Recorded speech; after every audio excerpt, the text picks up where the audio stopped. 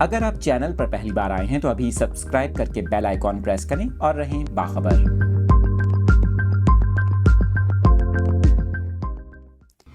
موسم سے متعلق یہ لیٹسٹ اپڈیٹس آپ کے ساتھ شیئر کر رہے ہیں۔ محکمہ موسمیات نے مختلف علاقوں میں بارشوں کی پیش گوئی کر دی۔ 21 اور 22 مارچ کو ہلکی بارش کا امکان ظاہر کیا گیا ہے۔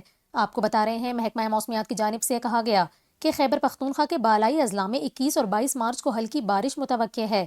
محکمہ موسمیات کے مطابق آئندہ 24 گھنٹوں کے دوران پشاور میں مطلع صاف، موسم خشک اور گرم رہنے کا امکان ہے، جبکہ پشاور میں زیادہ سے زیادہ درجہ حرارت 32 ڈگری سینٹی گریڈ تک جانے کا امکان ہے اور کم سے کم درجہ حرارت 11 ڈگری سینٹی گریڈ ریکارڈ کیا گیا۔ محکمہ موسمیات کا مزید یہ کہنا تھا کہ ہوا میں نمی کا تناسب 70% رہا، جبکہ کالام میں کم سے کم درجہ حرارت -4 ڈگری سینٹی گریڈ ریکارڈ کیا گیا ہے۔